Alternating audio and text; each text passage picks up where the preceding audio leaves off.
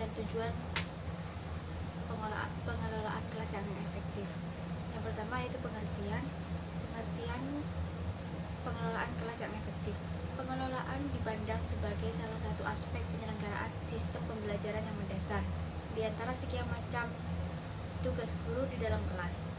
Berbagai definisi tentang pengelolaan kelas yang dapat diterima oleh para ahli pendidikan yaitu 1. Pengelolaan kelas yang efektif adalah perangkat kegiatan guru untuk mengembangkan tingkah laku peserta didik. Yang kedua, seperangkat kegiatan guru untuk mengembangkan hubungan interpersonal yang baik. Yang ketiga, seperangkat kegiatan guru untuk menumbuhkan dan mempertahankan organisasi yang efektif. Yang kedua, yaitu tujuan pengelolaan kelas yang efektif. Tujuannya yaitu yang pertama, memudahkan kegiatan belajar peserta didik. Yang kedua, mengatasi hambatan-hambatan yang menghalangi terwujudnya interaksi dalam kegiatan belajar mengajar. Yang ketiga, mengatur berbagai penggunaan fasilitas belajar. Yang keempat, membina dan membimbing peserta didik sesuai dengan berbagai latar belakang sosial, ekonomi, budaya, serta sifat-sifat individunya. Yang selanjutnya, membantu peserta didik belajar dan bekerja sesuai dengan potensi dan kemampuan yang dimilikinya. Yang keenam, menciptakan suasana sosial yang baik di dalam kelas. Dan yang terakhir, membantu peserta didik agar dapat belajar dengan tertib. Assalamualaikum warahmatullahi wabarakatuh. Nama saya Qurratu Ayun, NIM T2019-4132. Di sini saya akan menjelaskan tentang prinsip-prinsip pengelolaan kelas yang efektif. Masalah yang sering dihadapi guru adalah pengelolaan kelas. Guru dituntut untuk dapat menciptakan dan mempertahankan kondisi kelas untuk mencapai keberhasilan kegiatan belajar mengajar dan memungkinkan siswa untuk belajar. Jadi, dapat dikatakan bahwa pengelolaan kelas yang efektif merupakan syarat bagi kegiatan belajar mengajar yang efektif. Guru harus mengetahui dan memahami prinsip-prinsip pengelolaan kelas yang efektif. Berikut prinsip-prinsip pengelolaan kelas yang efektif. A. Hangat dan antusias. Guru bersikap hangat dan antusias bukan hanya akan disenangi peserta didik, melainkan guru tidak akan pernah dilupakan oleh peserta didik. Sikap hangat dan antusias ini bisa muncul apabila guru mau menjalin ikatan emosional dengan peserta didik. Caranya, menyapa peserta didik terlebih dahulu. Kedua, membiasakan berjabat tangan. Ketiga, membuka komunikasi dengan peserta didik. 4. Memperlakukan peserta didik sederajat. B. Tantangan.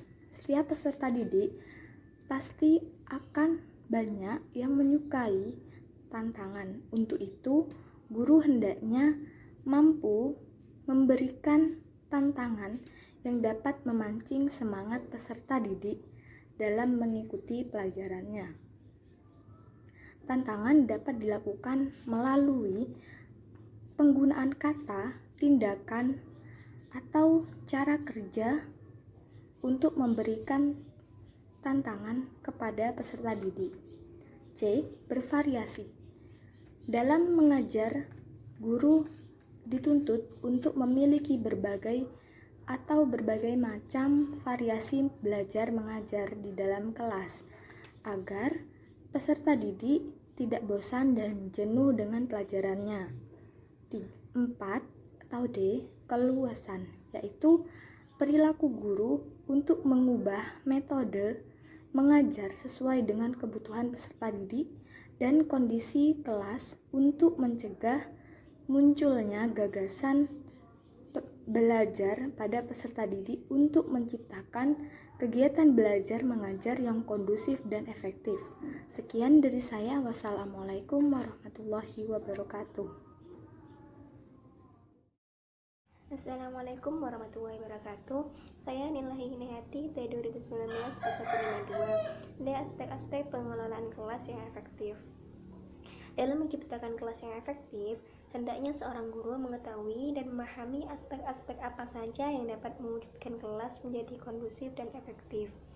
Aspek-aspek ini sebagai suatu kegiatan yang dilakukan guru dalam mengurus dan menata segala sarana belajar yang terdapat di dalam ruang belajar. Berikut aspek-aspek dalam pengelolaan kelas yang efektif. A. Pengaturan tempat duduk peserta didik. Dalam proses belajar-mengajar, tentu memerlukan tempat duduk.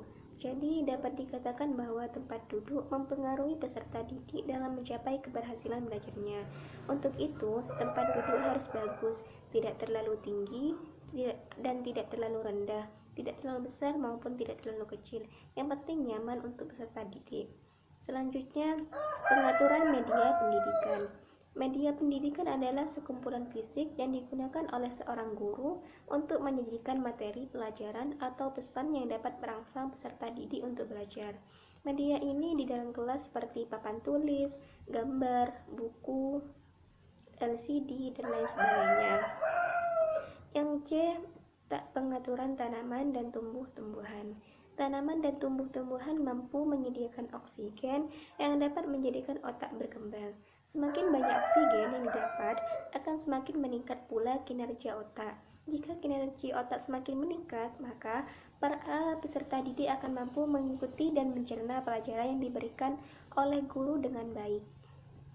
Yang E. Penerapan disiplin kelas agar tercipta kelas yang efektif. Dalam pengelolaan kelas, tidak hanya guru yang memiliki andil yang cukup besar, tetapi peserta didik juga memiliki andil bagian dari kelas yang kondusif dan efektif. Salah satunya penerapan disiplin kelas. Sebagai guru dapat melakukan beberapa hal berikut agar peserta didik dapat mencontoh dan meniru apa yang telah diajarkan. Yang A. Guru mencontohkan perilaku tertib kepada peserta didik. Guru membuat peserta didik menerima tanggung jawabnya. Guru sebaiknya dapat menemukan solusi atas perilaku peserta didik yang tidak diharapkan daripada memberikan konsekuensi.